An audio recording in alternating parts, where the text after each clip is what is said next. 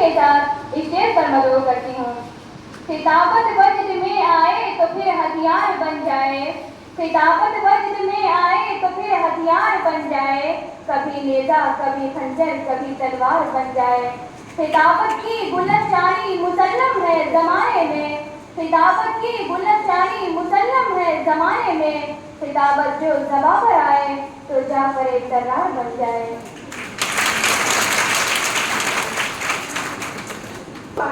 हम सभी को अपना वतन आज़ाद है।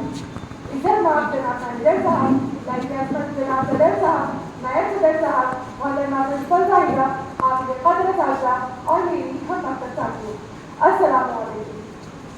सामान्य हज़रात, जैसा कि हम सभी जानते हैं कि आज 15 अगस्त के दिन की हमारी ज़िंदगी में क्या अहमियत है।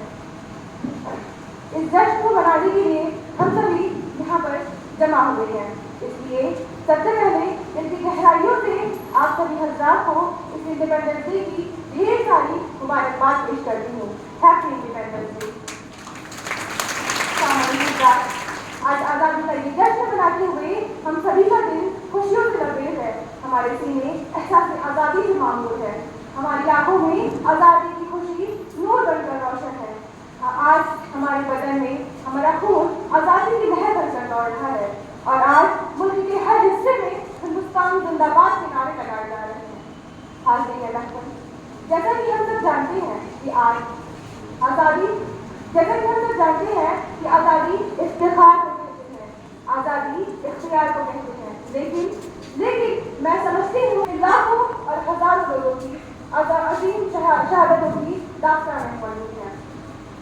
जिस सरजमीन पर जिस आज़ाद फज़ल में उतार ले रहे हैं वो हमारे नाकाबिले फरामोश रहनुमाओं और क्रांतिकारियों की बदौलत दिया हुआ एक खूबसूरत तोहफा है।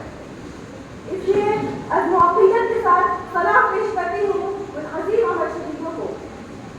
लहू वतन के शहीदों का, लहू वतन के शहीदों का रंग लाया है, उछल रहा है ज़माने में नाम आज़ादी। मोहतरम सामईन हज़रात और मेरी तारीफ है, आज मेरी तकरीर का अंदाज कुछ अलग होगा क्योंकि आज मैं उन रहनुमाओं, उन क्रांतिकारियों के वो जज्बात, वो कौल आपके सामने पेश करना चाहूँगी जिनकी बदौलत वो हमारे हिंदुस्तान के इतिहास और तारीख में हमेशा के लिए अमर हो गए। आपसे गुजारिश है कि पूरी तवज्जो से सुनिएगा क्योंकि ये जज्बात और कौल किताबों से निकलकर हमारे दिलों में भी गहरी छाप छोड़ते हैं। इसे सुनकर हमारे अंदर भी कुर्बानी का जो जज्बा, कुर्बानी का एहसास जज्बात पैदा होता है। सामान्य नामों की फहरिस्त तो बहुत लंबी है लेकिन वक्त इजाजत नहीं देगा, इसलिए कुछ चंद अहम क्रांतिकारियों और रहनुमाओं का जिक्र भी कर सकूंगी। सन 1833 से शुरू करके सन 1947 के रहनुमाओं का बयान करती हूँ। करमशाह के बेटे टीपू शाह से शुरू करती हूँ और महात्मा गांधी तक आपको लेकर चलूंगी, लेकिन आपसे गुजारिश है कि शौक बनाए रखिएगा। हिंदुस्तान में अंग्रेजों के खिलाफ खिलाफत को सन 1833 में शुरू हो गई थी, जब करमशाह के बेटे टीपू शाह ने अंग्रेजों को किराया न देने की जबरदस्त मुहिम चलाई थी और मौलवी मुशीर अली ने कहा था, अंग्रेजों, गद्दारों, हमारा मुल्क छोड़ो। बगावत का ये सिलसिला आगे बढ़ता है और सन 1857 में पहली जंग आज़ादी होती है। इसी सन 1857 के दौरान बात करती हूँ मौलाना जफर सानी और मौलाना शफी लाहौरी कि जब अंग्रेज अदालत ने उन्हें फांसी की सजा सुनाई तो वो बेहद खुश हुए। उन्हें खुश देखकर अंग्रेज जज को लगा कि शायद ये लोग सुन नहीं पाए हैं, इसलिए उसने फांसी की सजा को दोबारा दोहराया। लेकिन फांसी की सजा को दोबारा सुनने के बाद भी उनकी खुशी में कमी ना आई और बेहद खुशी से फरमाया कि तुम्हें शहादत की लज़्ज़त की क्या खबर। इसी सन 1857 की जंग में एक नाम आता है मौलाना अहमद मद्दी का, जिन्होंने लंदन में रहकर बेखौफी और पुरअतमाद से कहा था कि मैं गुलाम हिंदुस्तान में वापस नहीं जाऊंगा, मैं यहाँ से उस वक्त लौटूंगा जब मेरे हाथ में हिंदुस्तान की आज़ादी का परवाना होगा, और अगर तुम मुझे हिंदुस्तान की आज़ादी का परवाना नहीं दे सकते तो मुझे मेरे कब्र के लिए इस सरजमीन पर 2 गज जमीन तो देनी होगी। हाल में दौर में एक नाम आता है मौलाना हुसैन नकवी साहब का, जिन्होंने खिलाफत कॉन्फ्रेंस कराची में ऐसे वक्त में शिरकत की थी जब उन्हें गोली मार देने का आदेश हुआ था। लोगों को ख्याल था कि कॉन्फ्रेंस में हुसैन अहमद मसीह साहब की जाएंगे, लेकिन लोगों की आंखें फटी की फटी रह गई जब वो मर्द मुजाहिद का परिवार दोष होकर स्वीप कर आया और जलसे की सदारत की। और इसी कॉन्फ्रेंस में हुसैन अहमद मसीह साहब ने अंग्रेजों को बुलबुल और गोली को खुद की तशकील देते हुए पीछे पड़ा। ये फिरती है बुलबुल, ये फिरती है बुलबुल, क्यों उसमें गुल, शहीद नाम जो कर कहा है।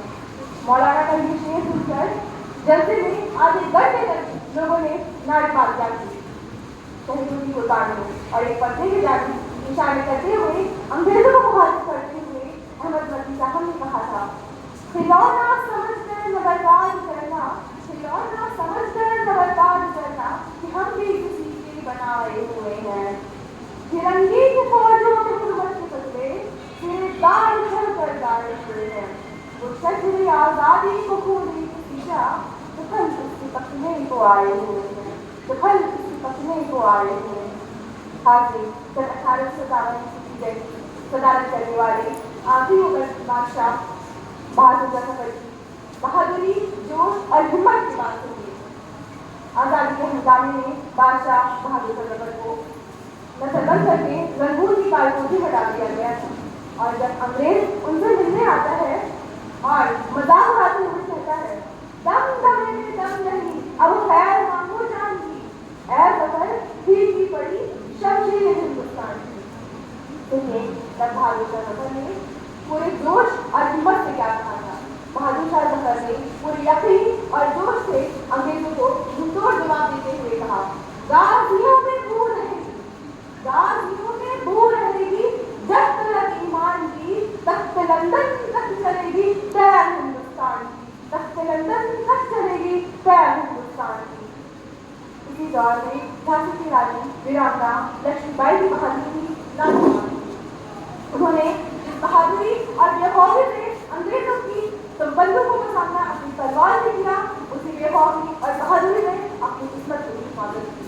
उन्होंने अपने सिपाहियों से कहा था कि अगर इस जंग में मैं मारी भी जाऊं तो याद रहे कि अधर्मी अंग्रेज मेरे बदन को, मेरे जिस्म को न छोड़े पाए।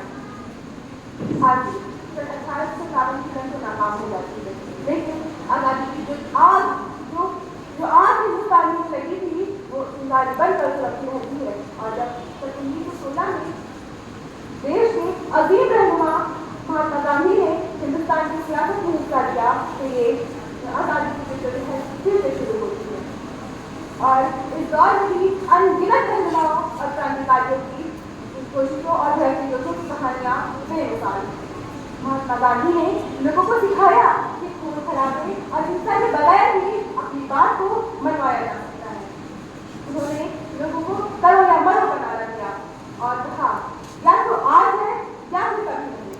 हाजी इसी दौर में जिक्र करती हूँ तो 1921 की मार्च की उस काली रात का जब कुछ 22 साल के नौजवान भगत सिंह को अंग्रेज सफर कर ले जाते हैं और अंग्रेज की अदालत उन्हें फांसी की सजा सुना देती है।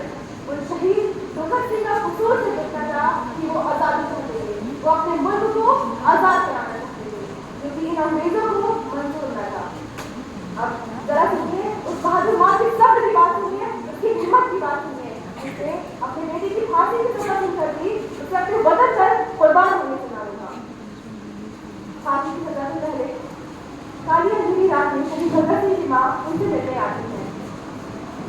माँ को देखकर भगत सिंह कहते हैं कि माँ मुझे पता था कि मैं जानती हूँ कि तुम अपने वतन के लिए कुर्बान हो रहे हो, मुझे तो मत बात है, लेकिन मैं सोचती हूँ कि तुम्हारे बगैर ये दुनिया कैसी होगी, मैं तुम्हें कैसे भुला पाऊँ। कहते हुए माँ की आंखों में आंसू आ जाता है। भगत सिंह माँ के हाथों को थामते हुए कहते हैं, माँ मैं जानता हूँ मेरा ये फैसला आपके लिए बेहद मुश्किल है, लेकिन मेरी फांसी दे पाना आपके लिए आसान नहीं है, लेकिन मैंने हमेशा अपने देश के लिए जीने और मरने की कसम खाई है और आज वही है। माँ उसकी सोचकर कहती है, बेटा कोई भी माँ बाप अपने बेटे को खुद से जुदा होकर तो नहीं देख सकता, कोई भी अपने बेटे को खोता हुआ नहीं देख सकता। तुम्हारा मकसद बहुत बड़ा है, बहुत ऊंचा है, लेकिन मैं सोचती हूँ कि मैंने जिन हाथों से तुम्हें पाला पोसा, उन हाथों से तुम्हारी लाश को कैसे उठाऊंगी। माँ की बात सुनकर भगत सिंह भी कुछ देर के लिए खामोश हो जाते हैं और थोड़ी देर बाद खामोशी खींचते हुए कहते हैं कि माँ, मैं जानता हूँ बेहद मुश्किल है, लेकिन याद रखिए माँ, मेरी कुर्बानी रायगा नहीं जाएगी, क्योंकि मैं उन लाखों लोगों के लिए मर रहा हूँ, उन लाखों लोगों के लिए कुर्बान हो रहा हूँ जो आज़ादी के लिए देश है। मेरी कुर्बानी से देश आज़ाद होकर रहेगा।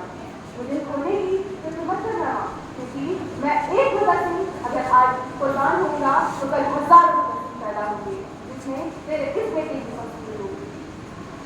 शहीद भगत सिंह और मेरी माँ के बीच कोई ये आखिरी बात थी और मुलाकात हिंदुस्तान के आने वाले दिनों में एक तूफान आने वाली थी। ये बातचीत एक माँ के हौसले, उसके संग, उसकी मोहब्बत की गवाही है और एक बेटी की वतन परस्ती और आजादी की चाहत की मजबूत इरादों की कहानी थी। उन्होंने हमें सिखाया कि लड़ाई सिर्फ बंदूक या हिंसा के बल पर ही नहीं, बल्कि साहस के बल पर लड़ी जाती है। आजादी के एक और बहादुर दीवानी हुई चंद्रशेखर आजाद, जिन्होंने अंग्रेजों का मुकाबला बेहद ही बहादुरी से किया और जब उनकी बंदूक में एक गोली बाकी रह गई तो उसे अपने सर पर मारने में गवारा समझा, लेकिन उन अंग्रेजों की गुलामी करना उन्हें गवारा न था। उनके सामने सरेंडर करना उन्हें मंजूर न था।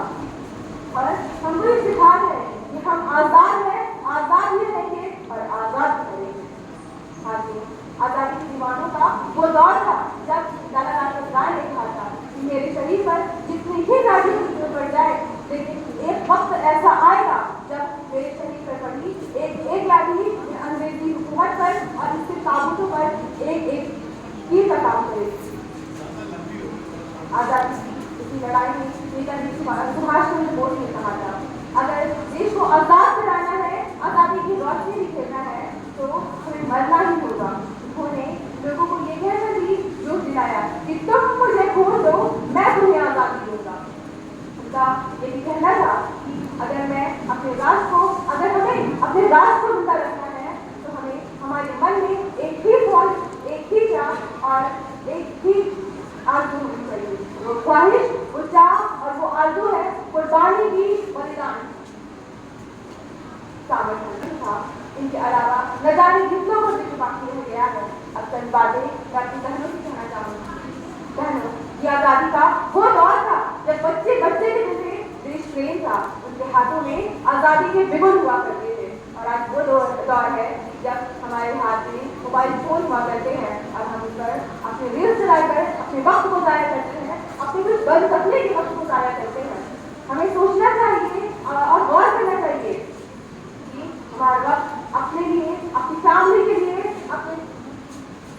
अपनी फैमिली के लिए, अपने कॉलेज के लिए, अपने शहर के लिए, अपने देश के लिए कुछ कर सकने का वक्त है। ये वक्त है भ्रष्टाचार और नैतिक गिरावट को दूर करने का। ये वक्त है अपनी मेडिकल फैसिलिटीज को बेहतर से बेहतर बनाने का। ये वक्त है फसाई आलूगी से बचने का। हर किसी को उनकी जिंदगी इस तरह बेहतर बनाने का कि वो मुल्क की तरक्की में ताउन कर सके।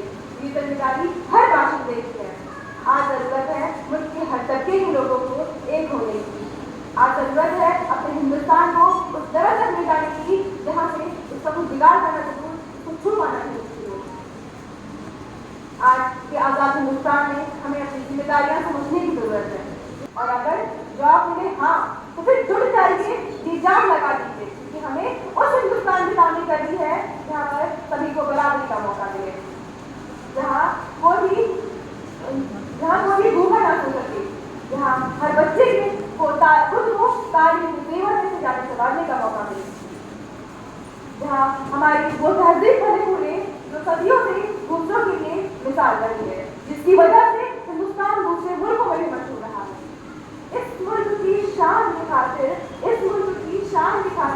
चल कुछ ऐसा काम करे, दुनिया देखे इसकी शान, दुनिया देखे इसकी शान और दुनिया वाले सलाम करें। आखिर में आपको दिलदार का शुक्रिया अदा करती हूँ कि आपने मुझे इस तकरीबात कहने का मौका दिया और बेहतर तवज्जो और सुकून देना। इस शेर के साथ अपनी बात को मुकम्मल करती हूँ। वतन के जान निसार हैं, वतन